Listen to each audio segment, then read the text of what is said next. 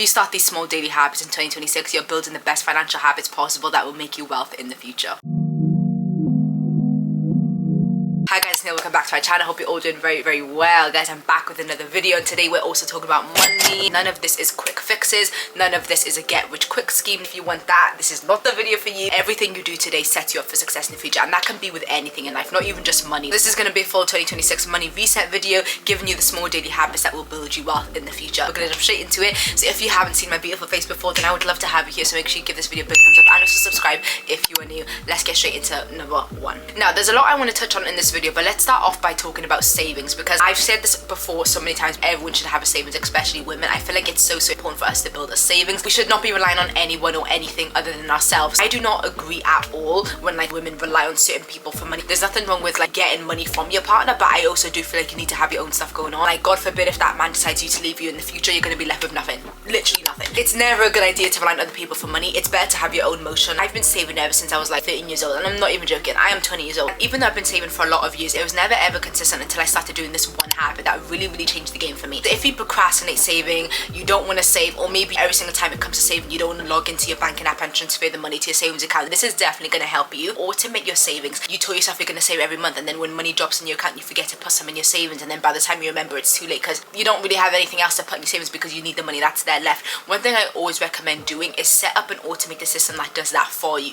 We are literally in the digital age. You are able to log into your banking apps and you're able to automate your money to go into a certain account of a certain amount every single month. When I manually had to go into my app every time I got paid, I would procrastinate doing it. Even if it's just £10, £15 a month that you can take from your main into your savings, it's still something. Like, don't feel like it needs to be a big amount, because even mine, it's not. Saving isn't just good for like, you know, having something to fall back on, but it's also good for your future. When you want to invest that money and you want that money to make you more money, it's there for you to be able to use. Make sure you're automating your savings when you get paid. So for example, if you get paid at the end of every month, make sure you're automating your bank to take that money at the end of the month, not at the start of the month. Set goals to know why you're saving. Now this is so important, because when I am saving, okay, I know why I'm saving. Even if you're already saving, why are you saving? You have to know that question, because let me tell you something, when it comes to saving, unless you've got a reason as to why you're saving, you're never going to be able to fully save. Why? Because you've never really given yourself a reason to stay grounded in that savings. Find your why. Whenever we touch from our savings, we always tell ourselves, oh, I'll put the money back, but you don't actually ever put the money back. This is why it's not good to ever touch from your savings. If you're saving, you have to keep yourself grounded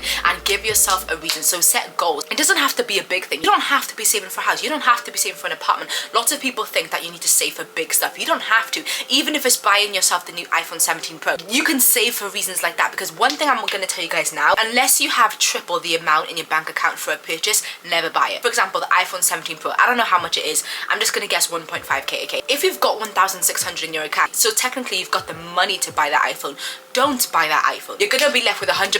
Let's not do that. So the iPhone is 1,500.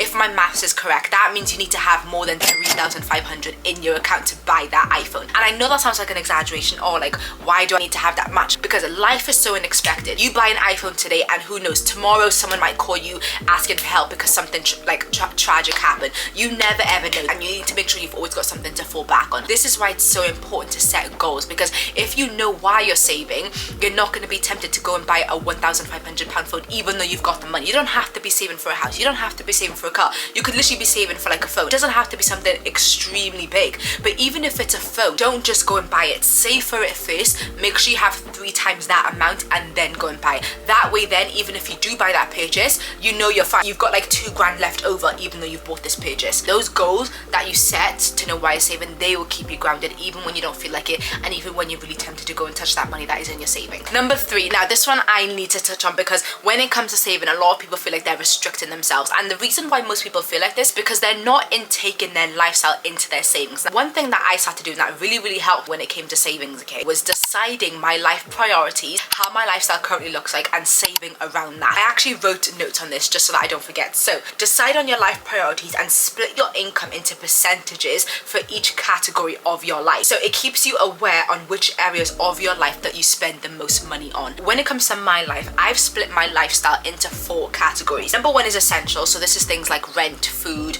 transport, subscriptions as well. Number 2 is lifestyle, so that's like maintenance days. If I want to go on a solo date, if I want to have a cheeky takeaway, that is basically lifestyle. Third one is travel. I prioritize that in my lifestyle, so I want to make sure I have a category of that from in my own life. And last one is just savings overall. I've got different percentages for each of those categories, and basically what you want to do is you're going to want to do exactly what I did. You're going to want to figure out what is it in your life that you prioritize, and once you figure that out, then you're going to start splitting your income into percentages. So for example, if you're like me and you prioritize seeing the world, you prioritize exploring, you prioritize traveling, then you are going to be like me and you are going to want to create a travel fund specifically for one of your priorities, which is traveling. Those priorities are basically what your budget or what your income is going to go towards. When I get paid from something, I split my income into those categories of my life. So I'll take a certain percent of that income and it'll go towards my essential: rent, food, etc, etc, subscriptions. I'll take another amount of that income and I'll go towards my lifestyle, getting my nails done, getting my toes done,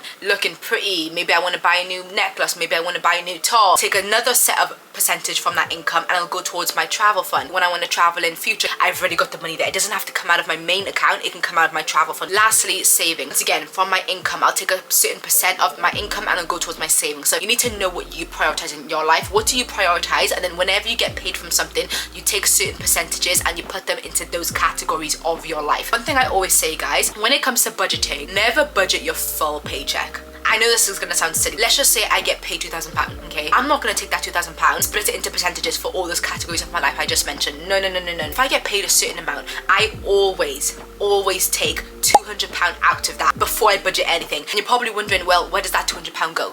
Nowhere. It literally just sits in my account. And you're probably wondering, what is the point of this? Life is so unexpected. I don't know, God forbid something happens and someone really needs my help. Say for example, I'm not able to help because I've already budgeted my whole paycheck, and once you budget something, you can't really go back. What this £200 does is basically just having something there, just as a just in case. £200 always comes out because it's just something to fall back on. After I remove £200 from my income, then I budget the rest that's left. For example, let's say I got paid £1,000. I take £200 out. Okay, I budget with £800, if that makes sense. It doesn't have to be £200, but whenever you get paid from anything, just take a certain amount out as a just in case. Last thing you want to do is budget your whole paycheck, and then something comes up and you really need to pay something and you're not able to pay it because you already budgeted everything that you had. Let's not do that. So make sure we always have like a backup plan, you know what I mean? Next tip is tracking your spending. Now, this is something I love talking about because something I recently got into myself earlier this year. I never ever used to track anything, guys, until the start of this year, until earlier in this year. I stumbled across so much content about people saying to track your spending, and for me, it never really was something I thought about doing. I thought people would say track your spending so that it can stop you from spending, but for me personally, I never ever saw the benefit of that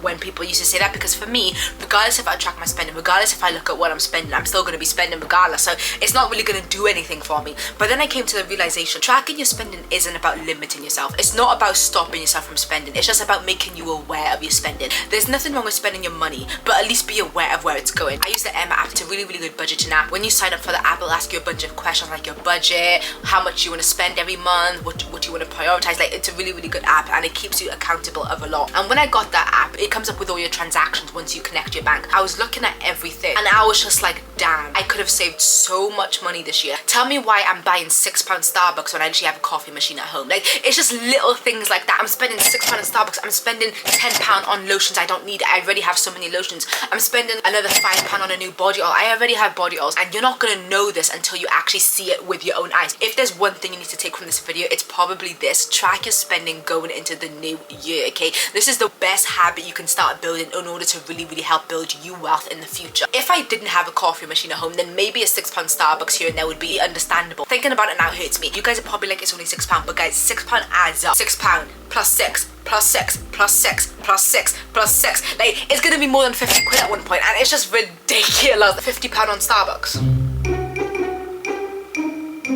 It's crazy. You probably think it's useless like I did, but until I actually started doing it, I only started seeing the benefits of it. You're not going to realize it now, but once you do actually start doing it, it is the best. If you don't know what the Airma app is, I'm gonna put it on the screen. This is basically how it looks. It's like a purple icon. Next one is to do a no spend week once a month in the new year. This is something I've never ever tried, but I'm so excited to try it in the new year. A no spend week is basically when you spend money only on the essentials for a full week, and this is so beneficial. If you can't do it once a month, then at least challenge yourself to do it once a quarter, and it's not supposed to be easy. That's why it's called a challenge. And the last tip for this video is be able to say no. Okay, this is such a simple tip, but I really had to chuck it in here because you don't have to attend every motive. Okay, you don't have to attend every plan, you don't have to attend every outing. The times we spend the most money is when we're around our friends, when we're around family. I'm not at all telling you to limit yourself, because I don't even do that. I don't limit myself, so I'm not going to tell you to do something I don't even do, but be able to say no sometimes. You know what I mean? Like, do I say yes to every outing? No. Do I say yes to every Saturday night out? No. Do I say yes to every holiday? No. Well, that's probably a lie.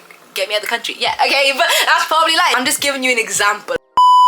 If there's one thing I really want to leave you with, don't force your pockets. Don't force yourself to say yes just because all of your other friends are going and you don't want to look like you don't have money, or or you can't afford it. Like, just say no. Like, it's really not that deep. At the end of the day, like, social media has made us feel like it's not normal to say no, or it's not normal to not have money for plans. I really hope you guys enjoyed this video. Let me know what y'all gonna start doing in the new year of all the tips that I mentioned in this video. Make sure you give this video a big thumbs up and subscribe if you're new. I would love to have you here. And if you enjoyed this video, YouTube suggests that you'd like these videos, so make sure you go watch them next. I hope to see you all in my next video. Bye.